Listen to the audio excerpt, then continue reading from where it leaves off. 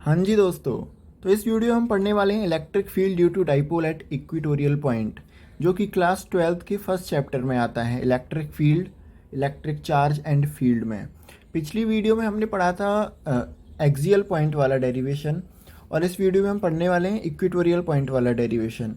तो चलिए आपका टाइम वेस्ट ना करते हुए वीडियो को स्टार्ट करते हैं और आपको बताते हैं कि कैसे क्या इक्वेटोरियल पॉइंट का डेरिवेशन होता है। चलिए स्टार्ट करते हैं। तो सबसे पहले हम इसकी हेडिंग पढ़ेंगे, electric field due to dipole at equatorial point. सबसे पहले हमको एक डाइपोल बनाना पड़ेगा। डाइपोल मतलब जिसमें पॉजिटिव चार्ज और negative charge equal and opposite में हो। तो सबसे पहले एक डाइपोल बनाते हैं। ये देखिए, हम माइनस क्यू चार्ज बना लेते हैं पहले। माइनस क्यू मान लीजिए इस पॉइंट पर है, और ये हमने बना लिया प्लस क्यू। ठीक है दोस्तों, ये तो हो गया आपका डाइपोल। अब दोस्तों, पिछली वीडियो में जो एक्सियल पॉइंट था वो एक्सियल पॉइंट यहाँ पर होता है, और जो इक्वेटोरियल पॉइंट है वो दोस्तों इन दोनों के बीच में कहीं यहाँ ऊपर होता है। तो यहाँ बना लेते हैं एक पॉइंट जिसे इक्वेटोरियल पॉइंट हम कहेंगे। ये हमने एक पॉइंट बना लिया है इक्वेटोरियल पॉइंट। यहाँ से दोस्तों यहाँ तक की मिड पॉइंट तक की डिस्टेंस हमको दी गई होती है, जो कि होती है स्मॉल आर।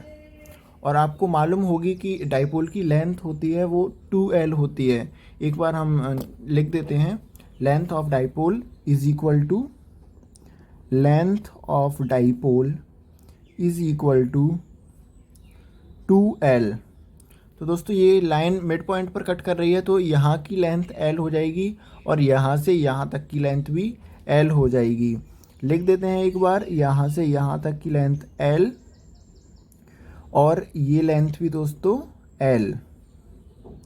ठीक है। अब अगर आपने हमारी पुरानी वीडियो इलेक्ट्रिक फील्ड वाली वीडियो देखी होगी तो आपको मालूम होगा कि electric field lines positive charge से बाहर की ओर निकलती हैं और नेगेटिव चार्ज में अंदर की ओर आती हैं। चूँकि हम इस पॉइंट पर निकाल रहे हैं, तो इसके बेसिस पर हम इलेक्ट्रिक फील्ड लाइन ड्रॉ करेंगे। वैसे तो इलेक्ट्रिक फील्ड लाइन हर डायरेक्शन में निकलती हैं, पॉजिटिव चार्ज से बाहर हर डायरेक्शन में इलेक्ट्रिक फील्ड लाइन कुछ इस तरीके से निकलती हैं, लेकिन अभी हम इस पॉइंट पर निकाल रहे हैं। तो हम दोस्तों इस पॉइंट की बेसिस पर एक लाइन ड्रॉ कर देते हैं इलेक्ट्रिक फील्ड की। तो इलेक्ट्रिक फील्ड पॉजिटिव से बाहर निकलती है, तो हम एक लाइन बना देते हैं, पॉजिटिव से बाहर निकलती हुई इलेक्ट्रिक फील्ड। ये देखिए, ये हो गई इसकी डायरेक्शन पॉजिटिव की वजह से। और नेगेटिव में इलेक्ट्रिक फील्ड लाइंस अंदर आती हैं। दोस्तों नेगेटिव में अंदर इलेक्ट्रिक फील्ड लाइन चारों तरफ से आएंगी, और हम इस पॉइंट के बेसिस पर बना रहे हैं, तो हम यहाँ से नेगेटिव फील्ड लाइन अंदर लेके आएंगे इस तरीके से। देखिए, ये देखिए, हम नेगेटिव फील्ड लाइंस अंदर ले आए नेगेटिव चार्ज में। अब दोस्तों देखिए, पॉजिटिव चार्ज की वजह से इलेक्ट्रिक फील्ड लाइन इस डायरेक्शन में हो गई। अब इसको हम रिजॉल्व करते हैं। रिजॉल्व कैसे करेंगे, ये कौन सा क्वाड्रेंट है मैं आपको इस पर दिखाता हूँ। अगर आप देखेंगे तो पॉजिटिव चार्ज की वजह से कुछ इस तरीके से बन रही है। ये second quadrant, first quadrant, third quadrant और फोर्थ क्वाड्रेंट। दोस्तों सेकंड क्वाड्रेंट में electric field line positive charge की वजह से बन रही हैं, तो इसको रिजॉल्व करेंगे हम ऊपर और इस साइड।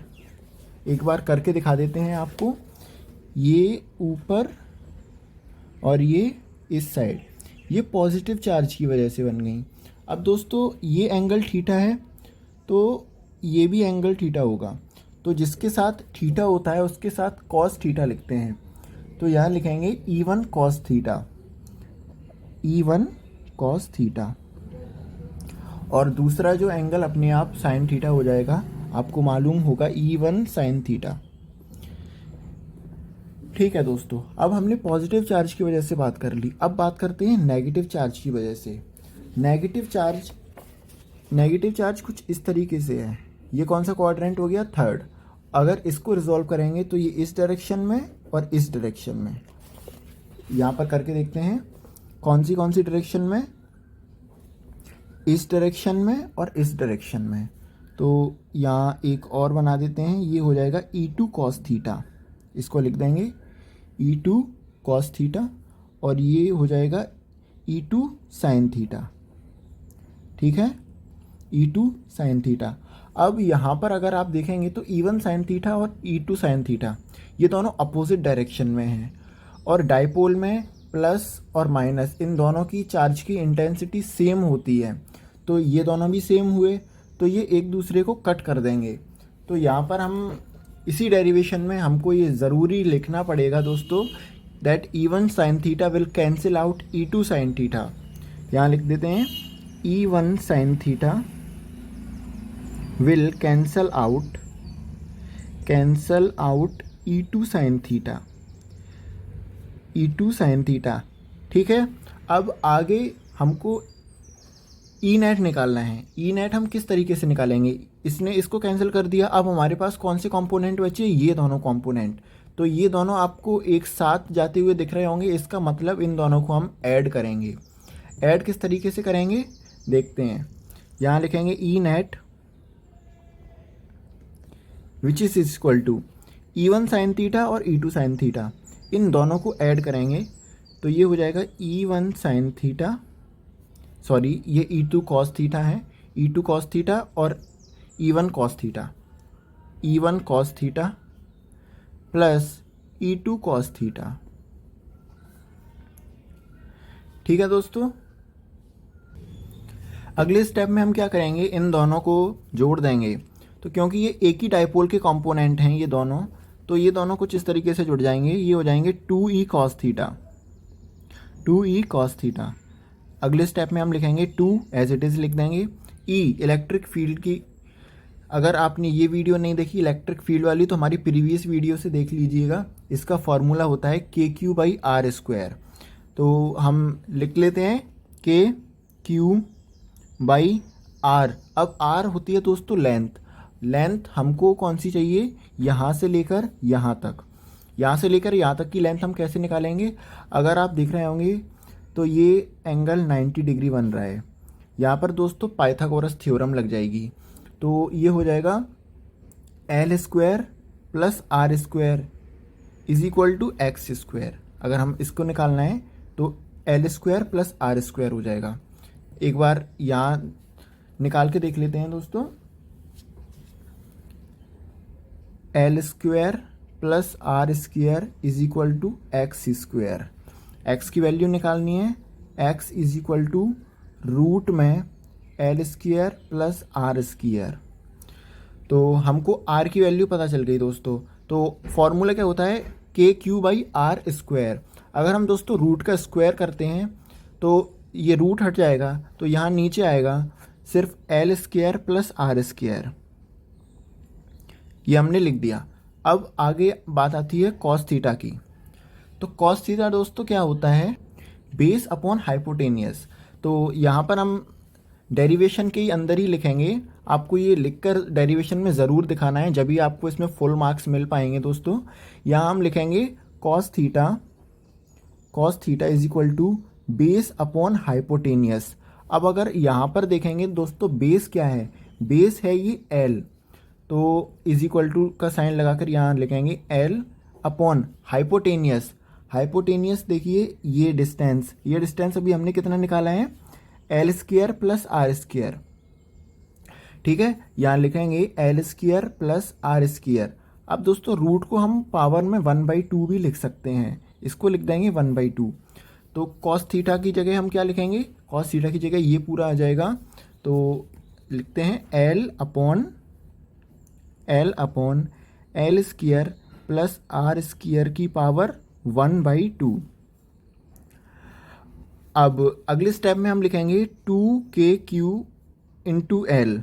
अब ये देखिए दोस्तों, इसकी पावर पूरे की 1 और इसकी 1/2, तो ये बेस सेम है तो पावर ऐड हो जाएंगी। अगर हम 1 और 1/2 को ऐड करेंगे तो ये होगा 3/2। तो ऐसे हम लिखेंगे इसको L² + R² की पावर 3/2।